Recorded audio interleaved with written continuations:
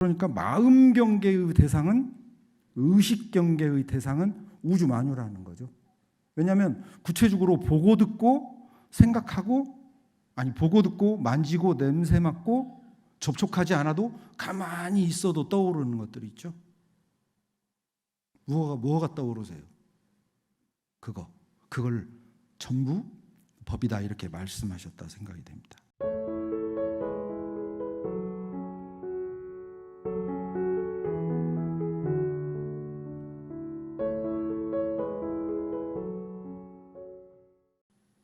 회보의 이론상 장에 대해서 이론상 진리부터 개송까지 간략하게 이런 뜻으로 말씀하지 않았을까 생각이 들었습니다. 법어를 오늘부터는 법어 말씀을 드릴 건데,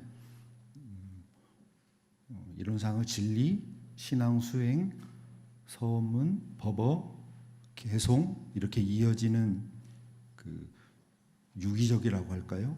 그런 관계성으로 먼저 서문처럼 말씀드리고,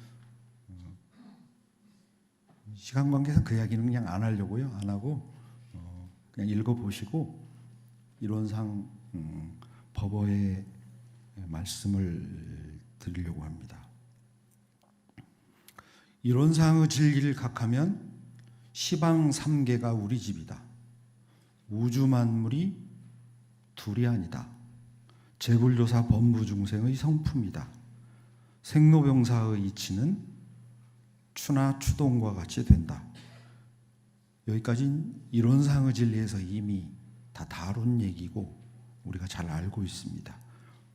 본원, 시민, 본성 그 이야기 속에 이 뜻들은 다 담겨져 있죠. 비로시며 전체, 우주만유가 전체가 한 기운, 한 이치, 이거 외에 더 설명하고 이해해야 될 것은 없는 것 같습니다. 이론상의 진리의 시작이고 끝이죠. 다만 잘 알지 못하고 명확하게 깨치지 못하고 분명하게 알지 못하더라도 그 외 말씀처럼 시방삼계를 우리 집 삼으려는 마음을 가지고 이렇게 작은 실천해보고, 우주 만물이 둘이 아니라고 하니까 시비 분별하고 상대하고 너와 남으로 구분될 때 작은 마음에서 하나로 돼보려고 이렇게 분투, 노력도 해보고, 재불조사 범부중생의 성품이 이론상이라고 말씀하셨으니까 내 마음이 요란하지도 어리석지도 그러지도 않게 실제로 해보려고 하고, 또 생사는 변화다. 생로병사의 이치처럼 변화다. 그렇게 말씀하셨으니 변화하고 움직여가는 일상의 일에서 늘 차갑는 마음 길들여보고 그렇게 실천할 일입니다. 오히려 구체적인 실천이 더 요구되죠. 이 이상 사실 뭘 더 깨달아야 될 게 없는 것 같습니다. 이미 우리 충분히 다 알고 있다고 저는 생각이 됩니다. 오히려 우리에게 부족한 건 구체적 실천이죠. 돈공광명 조화, 공원정, 진공묘유, 이 밖에 뭘 더 알아야 될까요? 다 알고 있거든요. 오히려 실천 궁행이 필요하고 증득 확인의 과정이 아주 사무쳐야 되겠습니다. 눈, 귀, 코, 입, 몸, 마음을 이론상 법어의 말씀처럼 원만 구족하고 지공무사하게 하려는 작업이 필요합니다. 유튜브 먹방을 아무리 계속 보아도 여전히 배는 고픕니다. 그렇죠? 밥을 1000만 년 생각해도 배는 부르지 않습니다. 먹어야 배가 부릅니다. 현대 철학 또는 윤리의 입장에서도 인과 보응은 지금의 이 상황을 만든 어떤 선택 그리고 그 과정 그런 걸 돌아보게 하는 의미가 있는 것 같습니다. 인과보응은 신뢰나 정의와도 맞닿아 있죠. 공정에 대한 기대 그런 얘기를 할 때 우리가 인과를 떠올리기도 합니다. 인과보응이 불교의 핵심 교리인 것은 맞지만 이미 유교나 도교, 동양 철학 전반에서도 이 인과보응을 중요한 우주 질서로 다루어 왔습니다. 유교에서는 오히려 인간의 도덕적 행위가 하늘의 질서와 연결되어 있다 이렇게 믿었던 것 같습니다. 그래서 PPT의 주역과 도덕경의 말씀을 조금 인용해 보았습니다. 인과의 그래도 최고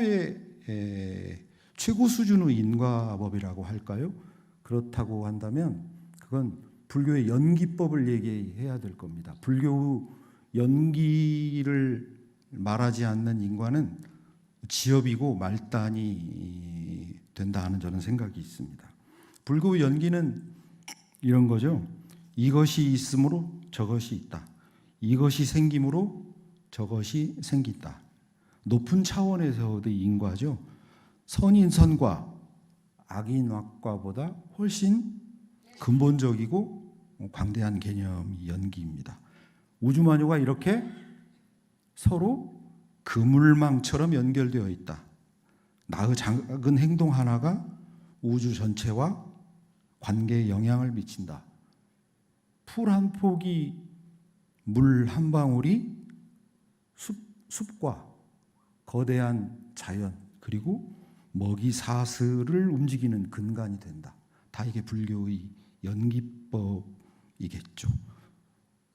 불교 철학에서는 이를 중중무진이라고 하고요. 우리가 익히 많이 들어봤죠. 거듭거듭 연결되어 있어서 다함이 없다. 이렇게 표현을 하기도 합니다. 따라서 현재, 현상 또는 현실에 앞서는 원인이 되는 작용과 행위가 반드시 있다는 거죠. 반드시 있다. 그리고 지금의 결과는 원인으로 다시 작용한다. 이것이 인과의 기본이겠죠. 인과보응은 내가 행한 심신작용이 그에 상응하는 결과로 되돌아온다는 법칙입니다. 인과를 바르게 이해하고 선업도 짓고 해탈 자유를 하는 것이 우리들의 목표이기도 합니다. 지금 내가 겪는 모습은 과거에 내가 지은 인의 결과이다. 지금 내가 하는 행동은 미래에 내가 받을 원인이다. 인과의 이게 기본인 것 같습니다.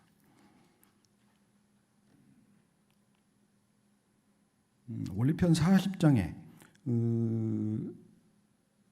이론상 법어에 인과보응의 이치가 음양상승과 같이 되는 줄을 알리로다 하셔서 음양상승, 인과보응 이런 관계에 대해서 오늘은 좀 말씀을 드릴 생각입니다.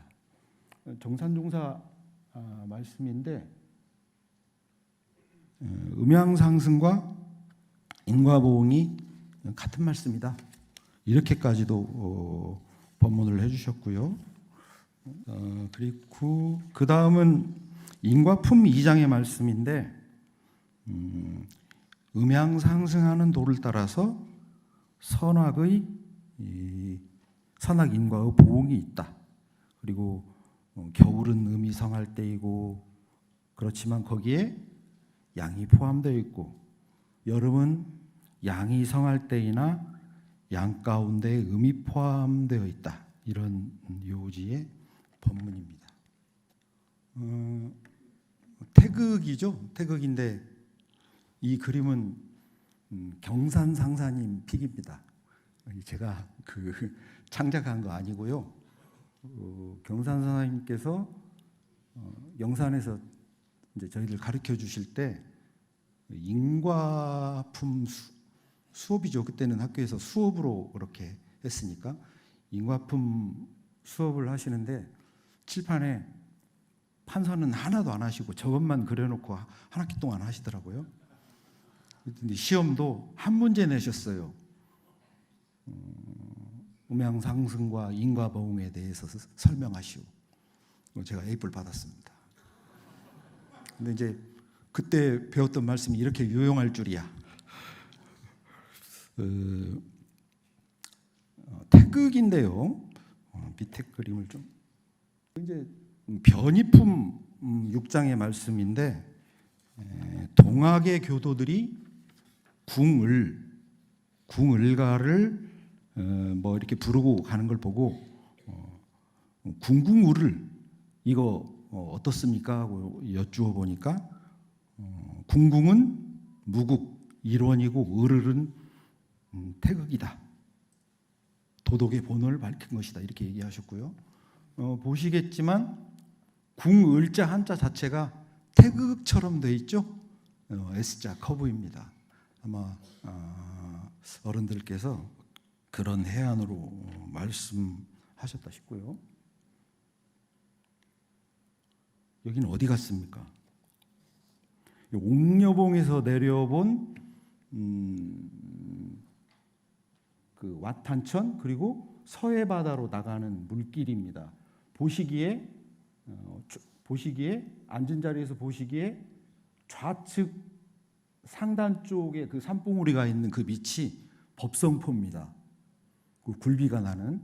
근데 이렇게 보면요, 물길이 S자 커브를 틀어서 서해바다로 나가거든요. 그래서 이 지형을 산태극, 물태극 꼭 그렇게 부르더라고요.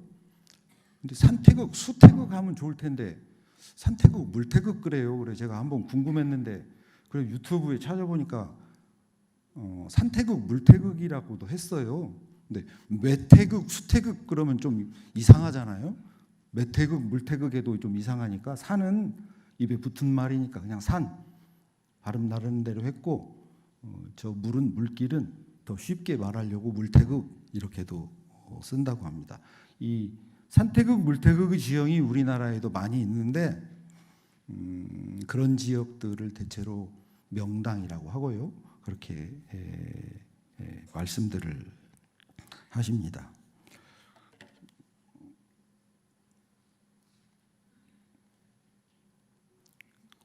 이 그림을 보면요,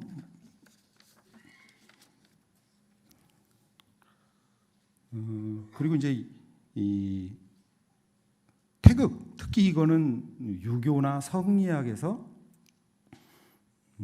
궁극적 실체를 가리킨 말로 썼다고 합니다.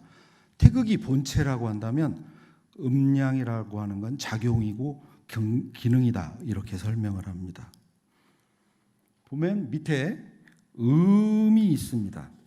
태극이 이렇게 있고 밑에가 음이고 위 빗금친 부분이 양입니다. 보시기에 음이 가장 왕성한 계절이 언제죠? 눈으로 보시기에도 음이 가장 왕성한 양이 제일 많은 저기서 면적을 많이 제일 차지하고 높게 양의 동네까지 침범할 시절이 언제죠? 겨울이죠. 예, 그렇습니다. 음이 가장 왕성한 계절을 우리가 겨울이라고 합니다.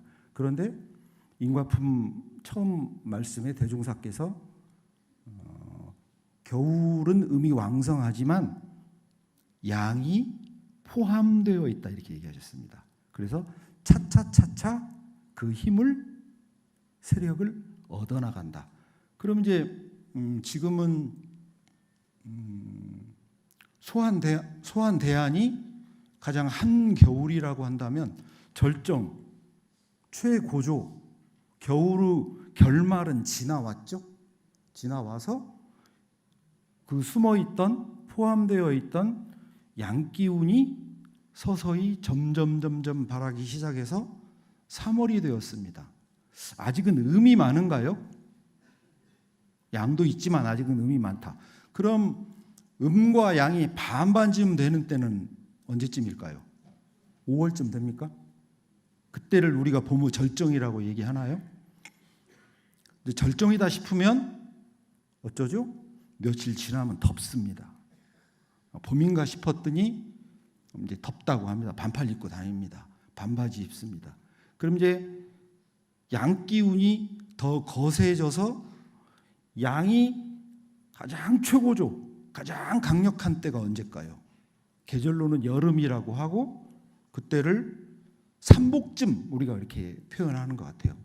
그렇지만 의미 없는 게 아니고 그 강력한 양의 기운이 이겼을 뿐이다 이렇게 얘기하거든요. 그래서 상승이라고 하는 겁니다. 서로 이겼다. 서로 우월해졌다. 양의 기세가 여름에는 우월해졌다. 근데 음은 그 양기운 안에 포함되어 있다. 이렇게 얘기합니다. 그럼 이제 여름이 무척 더웠는데 삼복 지나고 나면 한 일주일 사이에 서늘해져요. 그죠? 서늘한 기운 느낍니다. 뭐 이렇게 입추라고 하나요? 그런 때 되고 뭐 이렇게 가면 어느새 모르게 긴팔 하나씩 입기 시작하죠. 그럼 이제 가을의 절정은 한 10월쯤 되는 것 같습니다. 10월 중순 이때쯤 되면 음양의 기운이 골라맞는 정도. 그리고 그때를 지나면 다시 음의 기운이 거세져서 급속히 추워집니다. 우리 이 경전의 말씀 중에 극하면 이런 표현이 있습니다. 극하면. 그럼 극하면은 어떤 말씀일까? 제가 좀 고민을 해보니까 절정, 최고조를 말하는 말씀 같습니다. 그러니까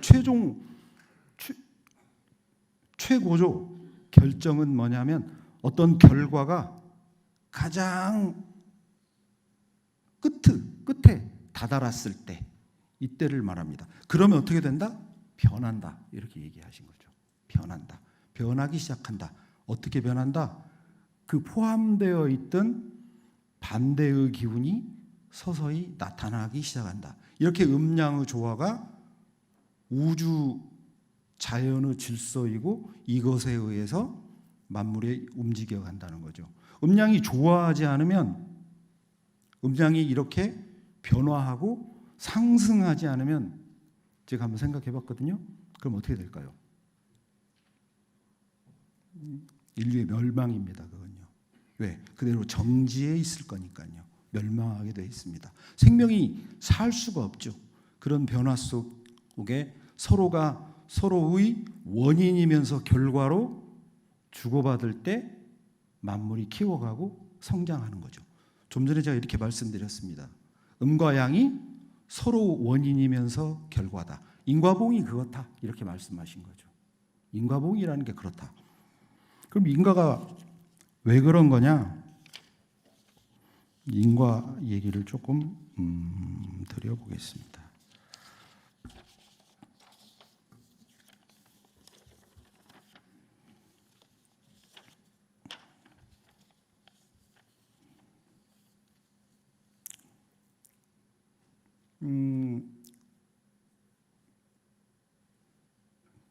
재밌게 얘기해 보겠습니다. 생긴 대로 논다고 하죠. 생긴 대로 논다고 합니다. 저는 그럼 왜 이렇게 생겼을까요? 저도 생긴 대로 놀 거거든요. 왜 이렇게 생겼죠? 이렇게 생길 짓 했으니까. 그렇죠? 생길 짓 했으니까 이렇게 생겼고 이렇게 생겼으니까 생긴 대로 놀겠죠. 어떻습니까? 절정에 다다랐을 때 어떤 결과가 과보가 그걸로 끝나는 게 아니라 원인으로 다시 작용한다는 거죠. 그래서 결과이면서 원인이고 원인이면서 결과이고 원인 결과 원인 결과 원인 결과가 음량이 상승하듯 상승한다는 거죠. 우리의 모든 작용이 행동이 그렇게 원인 결과가 반복하면서 순환한다고 말씀하셨습니다. 저번에 누구시더라? 누가 어떤 분이 그 카페에서 차를 한 잔 이렇게 마시는데 아드님 얘기를 하면서 아유 그냥 그놈은 장가도 못 간 놈이라고 이러셔요. 그래서 제가 저도 못 간 놈인데 이랬거든요. 그랬더니 저보고 그 교도님이 하시는 얘기가 우사님은 못 간 놈이 아니고 안 간 놈 아닙니까? 이러는 거예요. 그래서 제가 이렇게 얘기를 했습니다. 공부를 안 해서 못합니까? 못해서 안 합니까? 못해서 안 합니까? 안 해서 못합니까? 어떤 게 먼저 원인이고 어떤 게 결과죠? 얘기해 보시죠. 공부를 원래 잘해서 그런 건 생각해 본 적이 없다고요? 안 하니까 못하고 못하니까 안 하는 거잖아요. 그러니까 그거는 선후 관계가 아니고 인과를 아는 사람이라면 못한다 안 한다는 의미가 없는 거죠. 그래서 제가 그렇게 얘기를 했더니 웃으시더라고요. 그렇죠? 결혼을 못했으니까 안 하고 안 했으니까 못한 거죠. 근데 그걸 단선적으로 원인 결과의 관계로만 바라보면 세상을 그 이치를 진리를 제대로 보는 데 있어서 부족함이 있다는 생각이 듭니다.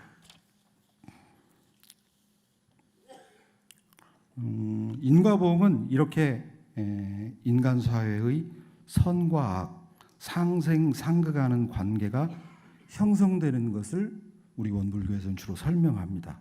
이에 비하면 음양상승은 우주자연의 순환 법칙이죠. 그러니까 우리 대종사께서는 내가 베푼 은혜나 원망에 따른 상승, 상극의 보응을 이끌어내고 조화를 이루는 과정이 음양의 조화가 맞닿아 있다 이렇게 보셨다는 생각이 듭니다. 우리가 존재가 가능한 건 천지부모동포 법률이라는 사은 덕분이죠. 인간은 하늘이 벌을 주는 것이 아니라 자기가 스스로 지은 업이 스스로에게 돌아오는 것이죠. 콩을 심은 데는 콩이 나고 팥이 심은 데는 팥이 난다. 추호에 틀림이 없습니다. 원인이 있으면 결과가 당연히 따르고요. 이게 합리적인 도리입니다. 선을 행하면 복락이 오고 악을 행하면 죄고의 결과를 받습니다. 우리 그 일기법에도 그래서 죄복결산 이렇게까지도 말씀하셨고요. 우리가 일기를 적는 것이 우주 장부에 기록된다. 이런 말씀도 이런 비슷한 말씀도 대종사께서도 하셨습니다. 그러니까 이 인과를 믿는 사람은 보이지 않는 부처님에게만 복을 비는 게 아니라 나와 관계된 모든 대상에게 잘하게 됩니다. 어떻게 잘해야 되죠? 어떻게 잘하라고 우리 말씀하셨을까요? 보은불공하라 이렇게 얘기하셨죠. 보은불공하는 게 사은에게 복을 비는 길이다 이렇게 얘기해 주셨습니다. 곳곳이 부처님이니까 나에게 복을 주고 또는 죄를 주는 직접 대상이 부처라는 사실에 대해서 우리를 일러주셨습니다. 일마다 불공도 그렇죠.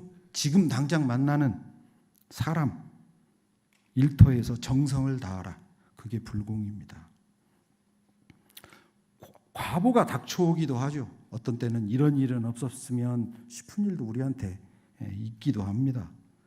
그런데 그렇더라도 이 순간 마음 공부와 선을 쌓으려고 노력하면 강급 또는 상급 악의 결과도 희석할 수도 있고요. 보다 나은 방향으로 새로운 인과 연을 맺을 수 있습니다. 나아가서 자기가 지어서 자기가 받는 것이므로 누구를 원망하기보다는 스스로 행동을 살피는 무시선 무처선의 공부도 함께 해야 됩니다. 그렇죠? 보은불공하고 곳마다 일마다에서 내가 부처가 되려는 노력도 함께 해야 됩니다. 그러니까 인과는 세상이 어떻게 움직입니까에 대한 답인 것 같고요. 보온불공, 선공부는 그 세상 속에서 어떻게 살 것인가에 대한 대종사님의 답이라는 생각이 듭니다. 이렇게 살아라. 이 법어에서, 이론상 법어에서 원만구족 지공무사하게 육군 작용을 하라고 끝을 맺습니다.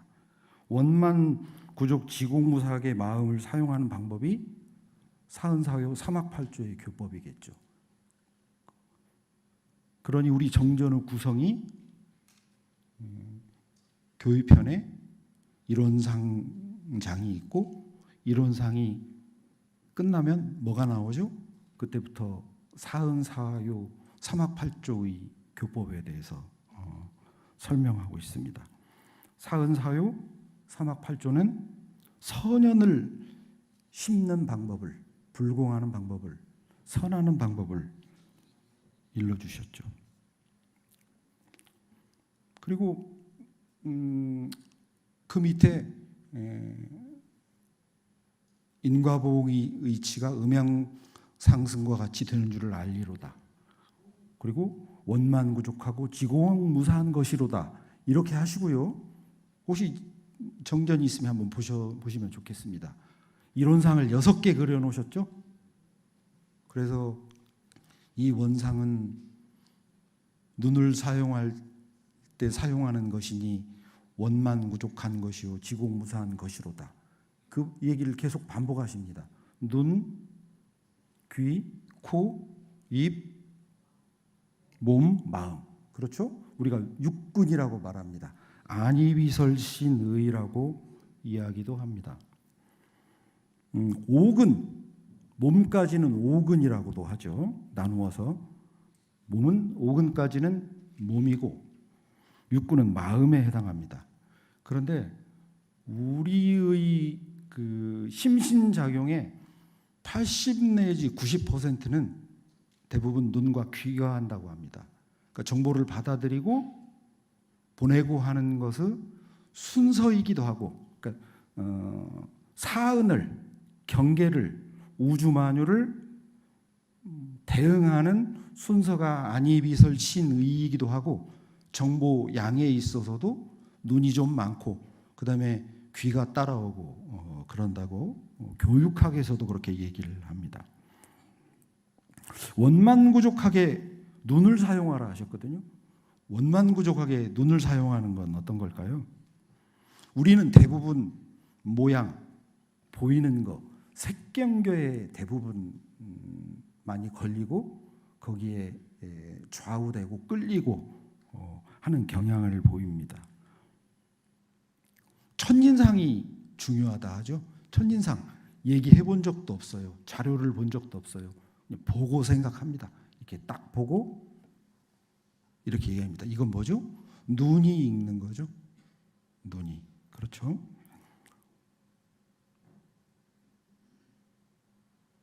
제가 최근에 이 다초점 렌즈를 썼거든요. 안 보여가지고요. 우리 우타원님께서 제가 안 보이니까 안 보인다고 했더니 그거 써야 된다고, 왜 여태 나이 먹어가지고 그런 것도 안 썼냐고 뭐라고 하셔가지고 썼는데 조금 나아졌어요. 굉장히 잘 보이는 건 아니고 조금 나아졌는데 당무실에 택배가 많이 옵니다. 뭐 생협 것도 있고 기타 충부 교구에서 오는 것도 있고 교무님들 개인 물품도 있고 그러거든요. 제 택배는 올 게 없어요. 제가 알아요. 왜? 뭘 주문한 적이 없으니까. 근데도 택배가 와 있잖아요. 그럼 안 보이는 눈으로 제가 뚫어지게 봅니다. 뭔가 하고 이렇게 이 다초점 렌즈를 쓰고도 잘 안 보이면 이렇게 벗고도 봐요. 안 보이는 것도 자꾸 보려고 해요. 원만구족하고 지공무사하게 눈을 쓰는 사람은 그렇게 보이지 않는 것까지 보려고 할 것 같지 않거든요.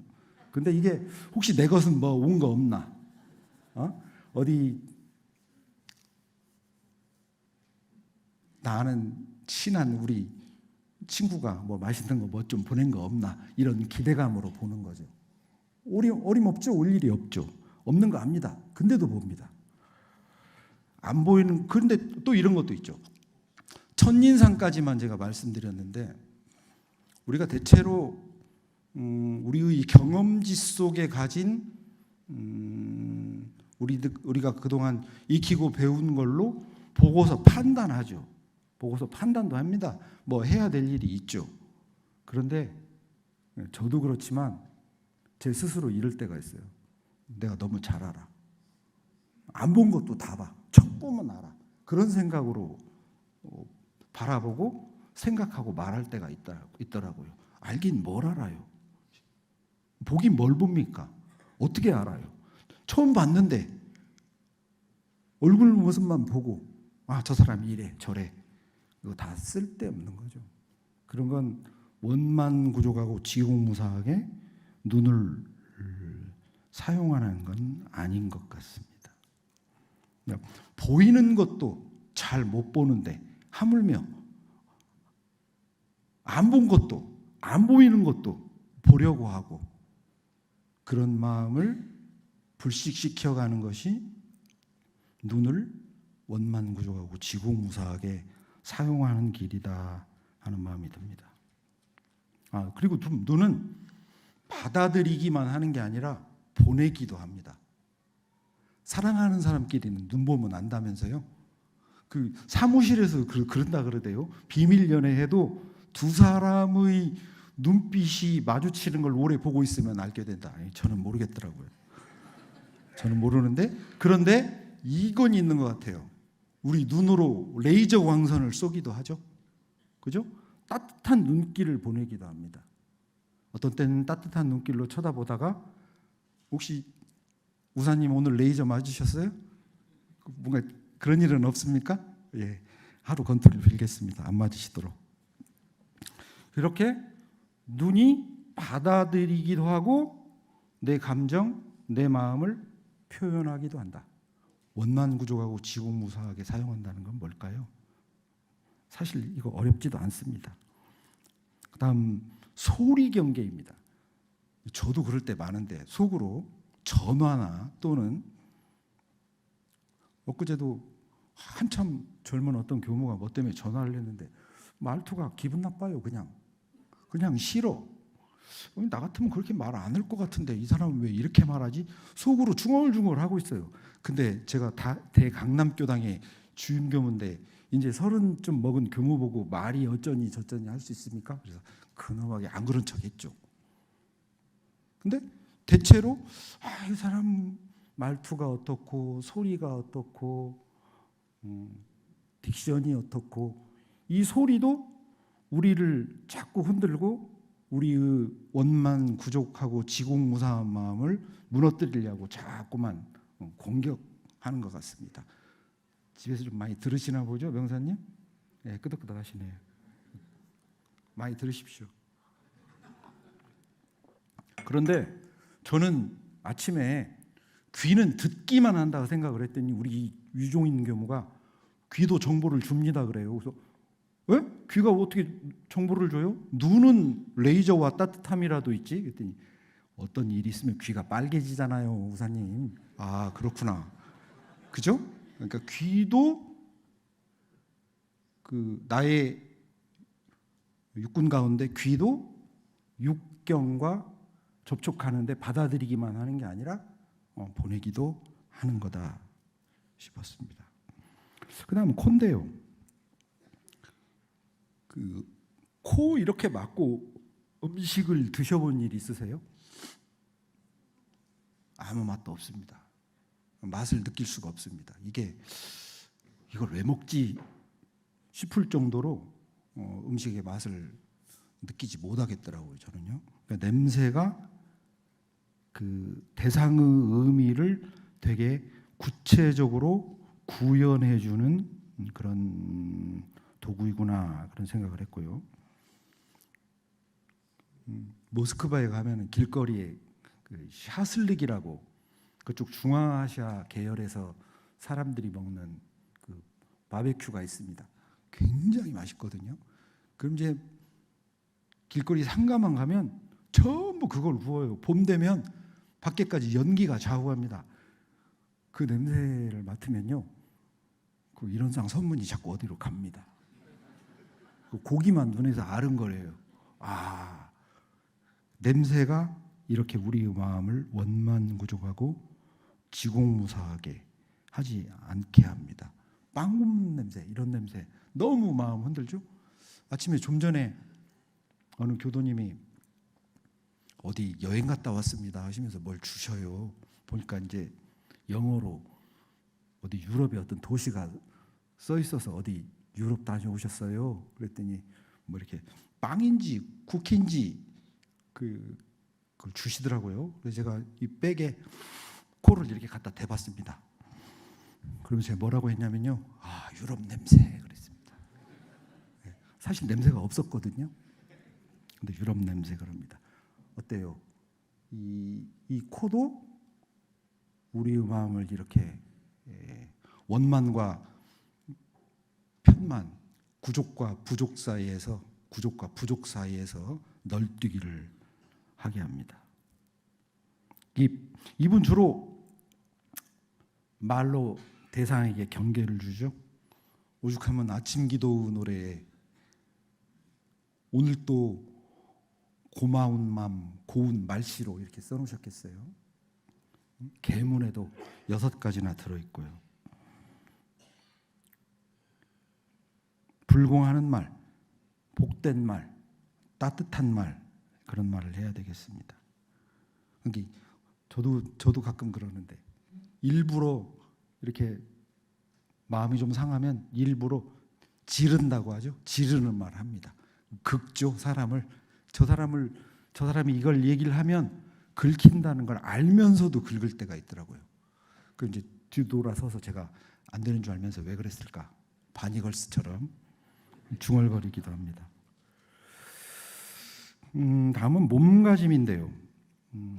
송나라 시대의 그 주작께서도 그 소학에서 보면 마음가짐, 옷차림, 언행, 식사예절 이런 걸 다 가르쳤다고 합니다. 그러니까 어린 시절부터 이런 손님 응대하고 어른 모시는 거를 가르쳤다고 그러고요. 가장 중요한 게 그 마당에 물 뿌리고 청소하는 거, 그걸 가장 중시 여겼다 합니다. 그래서 요즘은 그런 걸 강조 안 하는데 저 어린 시절만 해도 그 일부러 젓가락질하는 자세 저도 맞아가면서 배웠거든요. 요즘은 뭐 그렇게 중요하게 여기지 않는 시대인 것 같습니다. 걸음걸이, 몸동작, 고개 그런 것도 의미 있게 얘기하고 선비들께서는 그래서 의관을 항시 갖춰 입고 그렇게 행동하셨다 싶습니다. 손동작, 걸음걸이, 몸짓 다 의미 있는 거죠.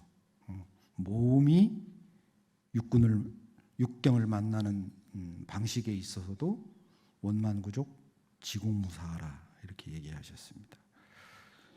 실은 이 오근이 자체적으로 정보와 대상을 받아들이고 거기에 어떤 의미를 부여하고 판단하고 의식을 형성하지는 않죠.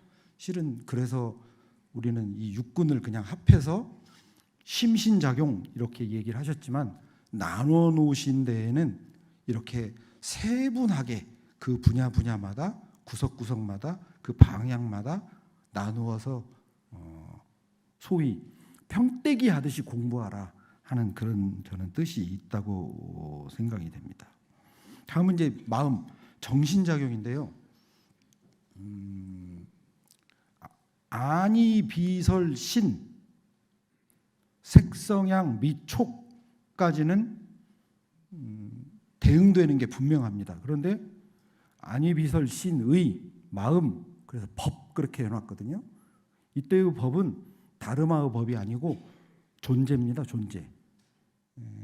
불교에서도 법의 뜻이 여러 가지가 있는데 우주만유, 존재하는 모든 걸 법, 그래서 법계 연기 이렇게 얘기하죠.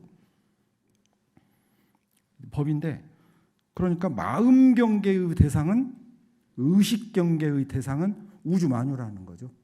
왜냐하면 구체적으로 보고 듣고 생각하고 보고 듣고 만지고 냄새 맡고 접촉하지 않아도 가만히 있어도 떠오르는 것들이 있죠. 뭐가 떠오르세요? 그걸 전부 법이다 이렇게 말씀하셨다 생각이 됩니다. 제가 지난주에 익산에 퇴임식에 정년 퇴임식에 잠깐 갔었는데 요즘 어떤 일정이 틀어져 가지고 역전 앞에서 시간이 남아서 제가 익산 출신이거든요. 옛날엔 이리역인데 제 10대 때 그 어린 시절에는 이리시라고 하는 게 역전 앞 백호작 이 자곡동 동네만도 못한 자곡동 사거리만이나 알 겁니다. 그게 이리시의 전부였거든요. 근데 한 10년도 넘었죠. 거기 그 시내를 가본 지가.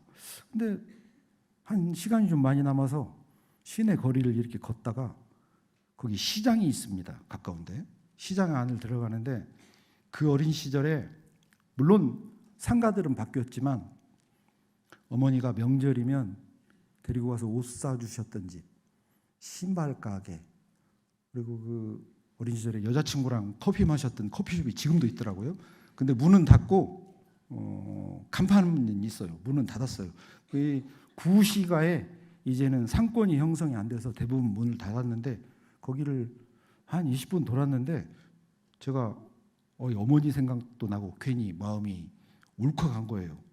옛 생각도 나고 우리 엄마가 저기서 나 뭐 사줬는데 그래 그 커피숍에 들어가서 실은 설교하려고 설교 자료를 준비하면서 자료를 좀 열어봤는데 그 순간에 어떤 마음이 들었냐면 그렇지.